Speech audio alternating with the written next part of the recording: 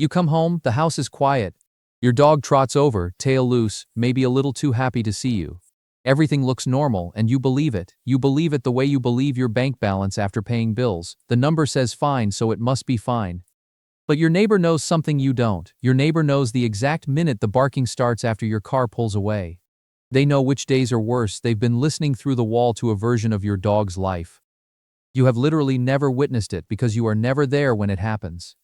That cushion on the floor, the chewed corner of the rug, you chalked it up to boredom, a bad day, a dog being a dog, and that assumption, that comfortable little story you told yourself. It's the lie this entire conversation needs to start with, because researchers did something painfully simple that most of us never bother to do. They left a camera running, walked out the front door, and actually watched what happens next. What they captured wasn't mischief, it wasn't boredom, it was a nervous system on fire. A team at the University of Milan wired cameras into 23 homes. Back in 2010, they recorded every second after the owner disappeared. Barking, whining, howling kicked in at an average of 3 minutes and 15 seconds. Not 30 minutes, not an hour, just 3 minutes. Destructive behavior followed within 7 minutes. 7 minutes is all it took before your shoes, your couch, your doorframe became collateral damage in a crisis you never saw. Most of us are still sitting in traffic, completely unaware. The dog is already deep into a stress response. It mirrors what clinicians measure in panic disorders. Now here's the part that should genuinely unsettle you. That frantic phase eventually goes quiet, the barking fades. And if you walk through the door at that moment, you would see a calm dog, you would assume it's settled. But it absolutely did not settle. The cameras showed something far worse hiding underneath that silence. As the noise dropped, panting surged, heart rate stayed pinned high. Your dog did not find peace, it just ran out of ways to scream. It shifted from one expression of distress to a quieter, invisible one. The kind you would never detect just by walking through the door and casually scanning the room. And the data gets uglier the longer you look. Researchers tracking these dogs over extended periods found a pattern. It does not follow a clean downward slope. Every 23 to 28 minutes, a new spike erupts. A fresh burst of movement, vocalization and pacing, then another stretch of that deceptive quiet, then another spike. This is not a dog settling into its afternoon. This is a nervous system cycling through waves of distress on a loop, hour after hour, while you sit at your desk, assuming everything at home is fine because no one called to complain. Compare that to dogs without separation issues. Swedish researchers left a control group alone for up to 4 hours. Those dogs spent 97% of their time lying down, resting, maybe wandering to the water bowl. Passive, genuinely calm, no spikes, no cycling, just a dog being quietly, uneventfully alone. The gap between those two realities is enormous, and it means the story most of us have been telling ourselves, that our dog had a little moment, got it out of its system and moved on, was never true. The quiet house you walk into is not evidence of a dog that coped, it's the aftermath of something you were never supposed to see. 6 times that is the number that should stop every dog owner mid-sentence the next time they walk through the door. And raise their voice at a chewed-up shoe.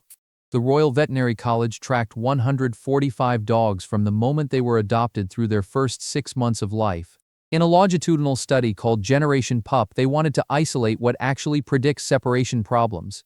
Not what we assume causes them, not what trainers repeat on Instagram. They wanted to know what the data says, so the popular fix, you have probably heard it. Pick up your keys randomly, put your shoes on and sit back down, scramble the signals so they lose meaning.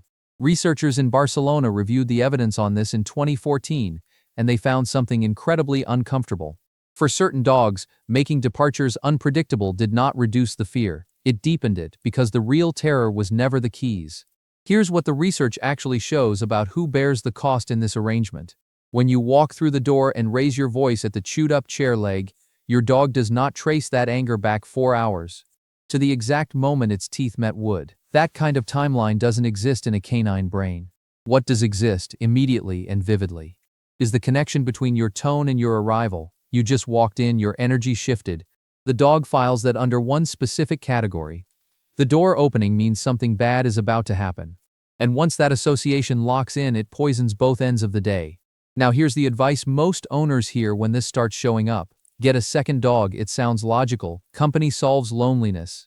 Except the data says otherwise. A 2021 study tracked 77 dogs. Males in multi-dog homes actually vocalized more when left alone. Much more than dogs living solo. Because the ache isn't about being alone in a room, it's about the absence of one specific person. Another warm body on the couch doesn't fill that gap, it just means two animals under the same roof, each carrying a different kind of stress. And a neighbor down the hall having an exceptionally long week. But the part that should genuinely unsettle you is what happens when the dog stops showing any of it. Nothing is torn apart, the cushions are where you left them. Your dog lifts its head with an expression so neutral, you assume the day went fine, no evidence, no problem. Except there's a name for what you're looking at. In the 1960s, Martin Seligman put dogs through inescapable shocks. When those same dogs were later placed in situations where escape was easy, most of them didn't even try, they lay flat and took it. He called it learned helplessness. Decades later, in 2016, Seligman himself revised the theory.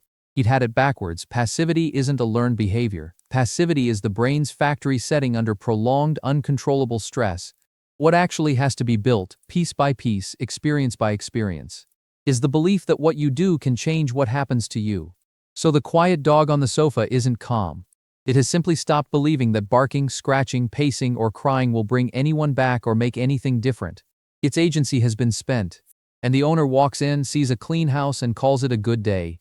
That is the real division here. One side of this arrangement absorbs all the invisible cost, the cortisol, the shutdown, the erosion of hope, while the other side never even sees the invoice. The stillness you're reading as peace is actually the most complete form of defeat a nervous system can produce. So here is where most people lose their money and their time.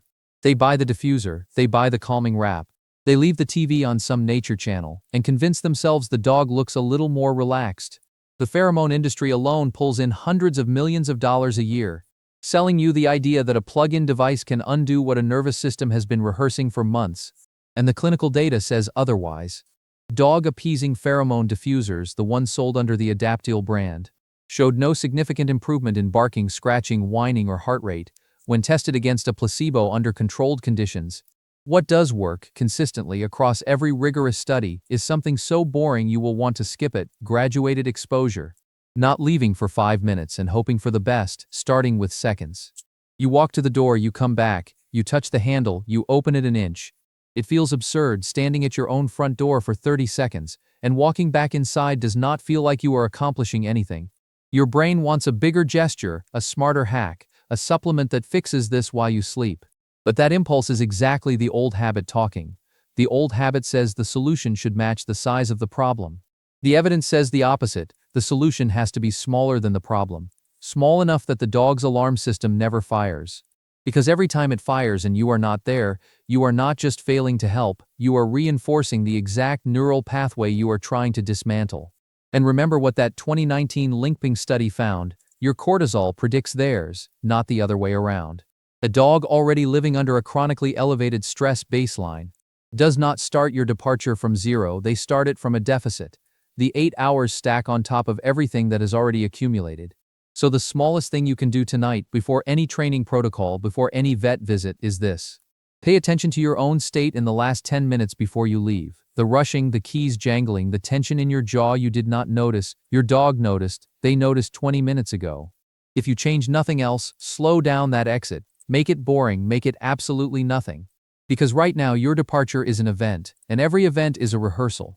Nobody is going to tell you this feels like progress. You stand at your own front door, you count to 30. You walk back inside, your dog looks at you like you forgot something. You do it again tomorrow and the day after that. It feels like absolutely nothing is happening. That is the point. Because you are not teaching a command, you are not installing obedience, you are feeding one specific prediction engine inside your dog's nervous system. The only currency it accepts, which is repetition. You leave, you return, and somewhere around the 100th time, something shifts that no camera can capture. But every owner eventually notices. The panting stops a little sooner, the pacing shortens by a few laps, the whine at the door drops half a note in urgency. Researchers who track this process report a consistent threshold.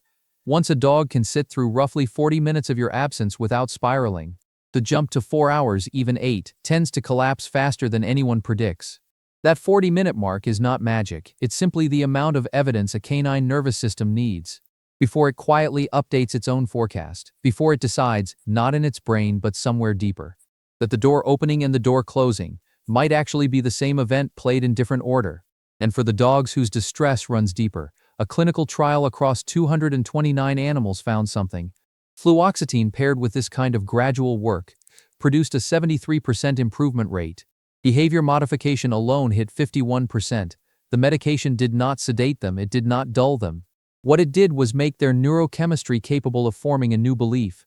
That is all, a brain flexible enough to accept new evidence, instead of recycling old panic.